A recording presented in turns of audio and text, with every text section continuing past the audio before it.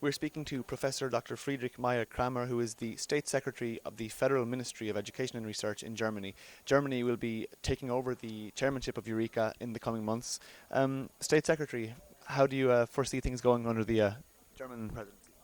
It's very important that the vital dynamics which Eureka got in the Portuguese chairmanship, we will continue with it.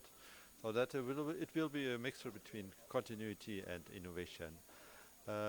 We will try to deepen the internationalization strategy of Eureka, especially to fill the life in the cooperation with South Korea, and also to find other associated members. The second will be to have a look on the European situation itself.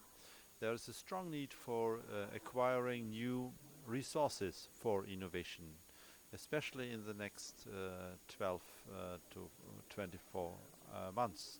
And we will try to convince national members to invest more in Eureka projects, but also we want to get in the European Investment Bank for improving the conditions for getting credits. But also we would like to start a dialogue with venture capital market actors to come in and to link their activities with Eureka. Specifically, what do you feel is maybe lacking in terms of current EU innovation policy? The European innovation policy is in the process of being established. We have well established and developed national innovation policies, but not on the European. Eureka has a clear innovation-oriented drive, but the European Commission does not have really a comprehensive innovation policy at the moment. But this is exactly in the process of being established, and we want to have Eureka as a very important element of such an holistic innovation policy approach on a European level. The new South Korean member mentioned that Korea has a strategy of aggressively moving from the research to the market product stage. That's frequently a criticism of European innovation policy generally. Do you think that's something we could perhaps learn from the Koreans, that they could contribute to Eureka? I think that Europe can learn more, that the whole approach of having more innovation and not only research, this is one of the crucial deficits in Europe. We have really to improve the catalysis from the science pipeline into economic implementation. And I'm very much convinced that also the collaboration with South Korea will help in that respect. We will have critical debates on knowledge flow between both partners, but I think we have a very mutual understanding on fields in which we want to enter into markets like ICT and so on. You mentioned that internationalization will be a continuing priority of the German chairmanship of Eureka. Do you foresee any particular partners you'd like to mention to us now?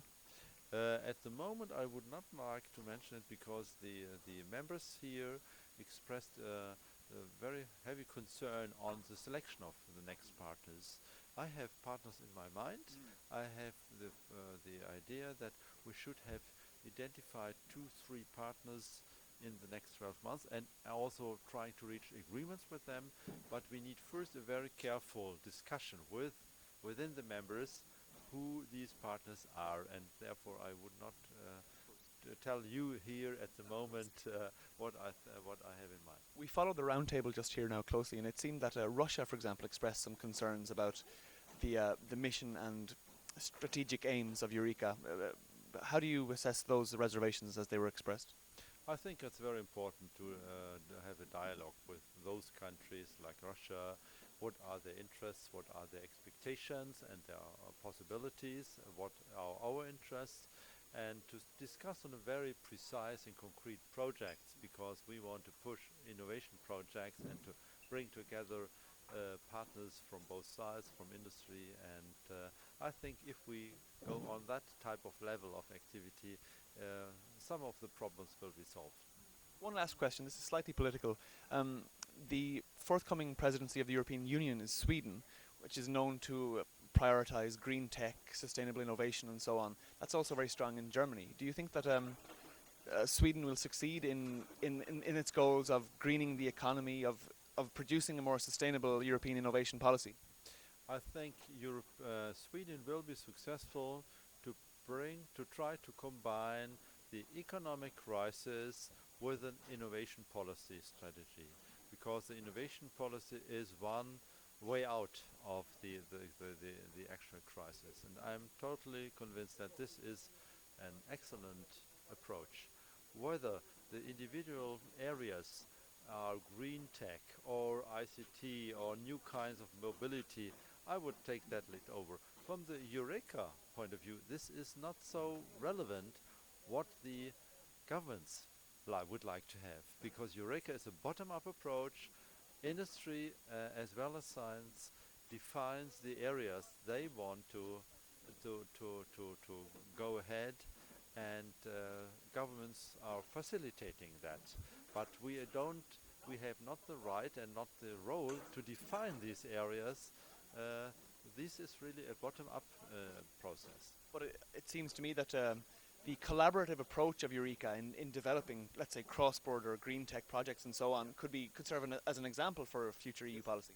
Yes, I'm personally totally convinced that the green tech approach is a strong need at the moment, and I observe that many firms at the moment are really shifting from, let's say, more traditional business concept to more green tech oriented concept. That's definitely the case. I give you one example. You know, the Hanover Fair is one of the world international fairs of technology, and there had a lot of hits by the economic crisis. The only area which was totally out of damages in that area, that was the renewables energy area. That is an area in which also in Hanover we could observe that's growth, and growth. Nothing else. Secretary, thank you very much, and the best of luck for the Eureka chairmanship. Yes, thank you very much. Bye-bye.